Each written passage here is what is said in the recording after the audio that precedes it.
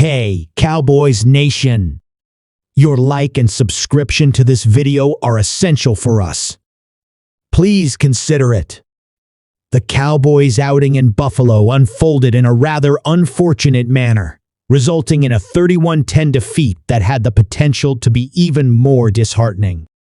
Dallas found themselves effectively out of the game right from the Bills' initial 7-minute touchdown drive onward. The only conceivable way for the situation to have deteriorated further would have been if the Cowboys had suffered a significant injury setback, and for a considerable portion of the game, it seemed as though the Zach Martin injury might become a reality. Martin, a 6-time All-Pro, suffered a significant blow to his knee region with just 2 minutes and 57 seconds remaining in the opening quarter. During the play, Martin was engaged in blocking Bills defensive lineman Tim Settle when defensive end Greg Rousseau maneuvered to reach quarterback Prescott. Unfortunately, in the process, his knee made contact with Martin's leg. Martin hobbled into the medical tent, and regrettably, he didn't make a comeback to the game. At that moment, things were certainly not looking favorable for Martin. If, while watching the game in real time, you had worries about Martin potentially being sidelined for a prolonged duration, you were not the only one with those concerns. Coach Mike McCarthy expressed his apprehension, and even Martin himself had a strong inkling that he had sustained some form of knee injury during the incident. However, there was some positive news amidst the concern. While there was pain, it turned out to be a significant thigh bruise rather than a more worrisome knee injury. "I'm feeling all right," Martin remarked at his locker post-game. Martin stated that he will prioritize his recovery in preparation for Week 16 once he can rejoin the Cowboys' practice facility. Although his injury was not the main reason for the Cowboys' challenges, there was a noticeable drop in performance from an all-pro caliber player like Martin to his backup, undrafted free agent TJ Bass. Martin said, "None of us thought we were going to come in here and do that. I think we talked about it after the game. We got to be better on the road. We put up a ton of production at home, and we've got to find a way to translate that when we hit the road." In the matchup between the Bills and the Cowboys, Buffalo's offense displayed impressive prowess, accumulating a total of 266 rushing yards. The driving force behind this remarkable performance was none other than James Cook, who executed 25 carries for an outstanding 179 yards, capping it off with a touchdown. The absence of Dallas's starting defensive tackle, Jonathan Hankins, proved to be a costly setback for the team. However, it wasn't just one player. The entire defensive unit struggled to contain Buffalo in this intense Week 15 showdown. The Cowboys face a significant challenge, and it's not limited to their performance away from home. What's particularly concerning is that their chances of making it to the postseason might hinge on their performance in away games.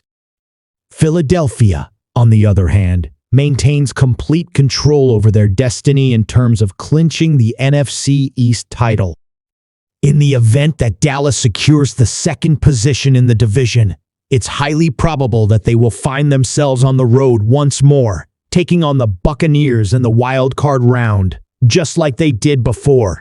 This season, the Cowboys have already suffered significant defeats away from home, including matchups against Arizona, Buffalo, and San Francisco. Following the defeat, the Cowboys seem to be actively seeking explanations for the stark contrast in their performance when they play on the road. Dak Prescott openly acknowledges that there's a significant disparity in the team's performance between home games and away fixtures. The more pressing concerns revolve around the team's struggles to secure victories on the road, with a 3-4 record away from home. This could potentially pose playoff challenges because during the Cowboys' loss in Buffalo, The 49ers achieved something Dallas couldn't back in Week 3, emerging victorious in Arizona. This has propelled the 49ers one full game ahead of the Cowboys in the race for the NFC's top seed, and San Francisco holds the tiebreaker advantage. It's highly probable that the Cowboys will face at least one road game during their playoff journey, and Mike McCarthy is well aware that the team needs to make significant improvements. The Dallas Cowboys may find themselves seeking a fresh running back during the upcoming offseason.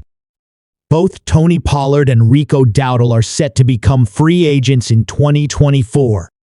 The uncertainty surrounding their futures has sparked numerous Cowboys rumors regarding potential alternatives. Joe Tanzi from Bleacher Report has suggested a few potential choices, one of which is Miami Dolphins running back Raheem Mostert. The veteran player is coming off a standout season, having already recorded 18 total touchdowns with 4 games left in this current season. Tanzi contemplates whether Miami might consider trading Mostert for a Day 2 or Day 3 draft pick.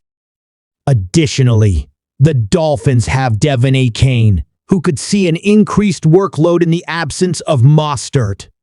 The Miami Dolphins might consider promoting Devon Achane as their primary running back in the upcoming offseason, potentially reducing the workload for the 31-year-old Mostert. Mostert has consistently demonstrated throughout the season that he hasn't lost his edge, despite his age. According to Spotrac, Mostert is set to earn only $2.3 million next season, making him an attractive option for the Cowboys. Dallas could replicate Miami's current approach with Mostert and Achane.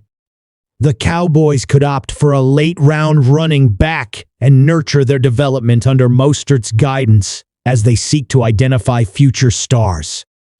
It's evident why the Cowboys might find this deal enticing. Dallas could acquire one of the NFL's premier running backs with a manageable $3.3 million cap impact for 2024. Nonetheless, it remains improbable that the Dolphins would be eager to part with one of their key offensive contributors.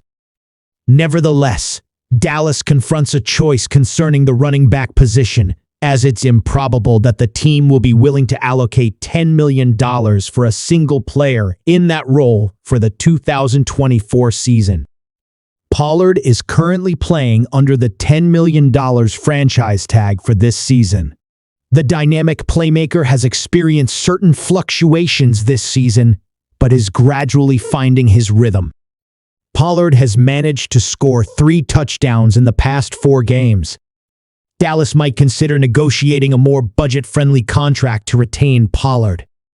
The most cost-effective alternative for the Cowboys involves utilizing an early draft selection to acquire a running back with the potential to become the starting player. Dallas faces the impending need for contract extensions for several key players, including Dak Prescott, CeeDee Lamb, and Micah Parsons. To maintain the core roster, the Cowboys may need to make tough decisions and part ways with some players. We value your feedback. Please subscribe and leave your opinion in the comments. That's it for today.